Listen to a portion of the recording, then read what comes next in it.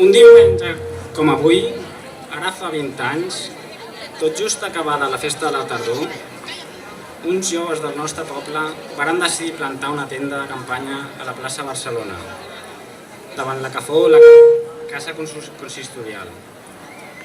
En una època en què no hi havia mòbils, ni per tant whatsapps, i tampoc existia el correu electrònic, la notícia va córrer com l'escuma, pel boca a orella, i en poques hores tota la plaça va quedar plena de tendes. Se n'hi varen plantar tantes que al cap de pocs dies la plaça ja no podia acollir més, i l'acampada es va ampliar als 4 cantons. Aquesta causa s'emmarcava dins un conjunt d'acampades arreu de la comarca i també a nivell nacional, amb la Diagonal de Barcelona, com a símbol, plena baixa de tendes, així com en l'àmbit estatal, amb una castellana de Madrid que feia goig. Tota aquella gent va omplir les places durant setmanes i setmanes per reclamar a les seves corporacions locals, governs nacionals i estatal, que destinessin el 0,7% del producte interior brut en favor del desenvolupament dels països més empobrits. A Sant Cugat, durant un mes, dia a dia, nit a nit, aquells joves i no tan joves s'autogestionaren en assemblees en què discutien com convèncer els nostres polítics.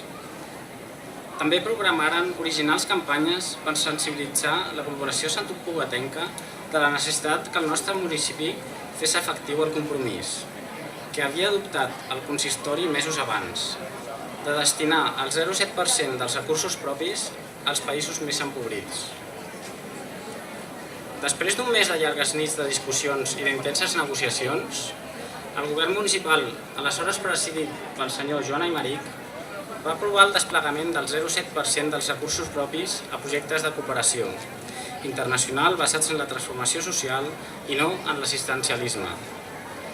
Des d'aleshores i fins al dia d'avui, els diferents governs de la ciutat han garantit aquesta quantitat perquè sabien que era una voluntat que havia nascut del poble. Voluntat que s'ha mantingut ferma al llarg d'aquests 20 anys.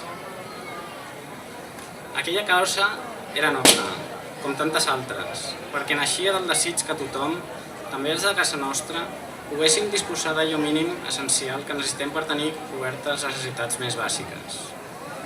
Una causa que va reeixir perquè va ser compartida entre molta gent, ben diversa i diferent, que en aquell moment va entendre que calia sumar, anar junts i ben units per tal d'assolir l'objectiu més desitjat. Gràcies a aquella mobilització, més de 25 entitats continuem treballant per la pau, els drets humans i la cooperació internacional des de Sant Cugat. Aquelles acampades fan palès aquell tòpic, no per això menys cert, que ens recorda que, quan anem junts, les utopies es poden fer realitat. És bo tenir-ho present, ara que vivim immersos en una llarga crisi econòmica i social que està vulnerant i malmetent molts dels drets més fonamentals que consideraven garantits. Recordar aquelles acampades ens esperona, de nou avui, a continuar somiant plegats. Entitats ambientals, culturals, socials i esportives, per fer un teixit associatiu fort i compromès. Ja que sabem que, quan somies sol, tot queda en un somni, però quan somies amb els altres, aquest somni esdevé realitat.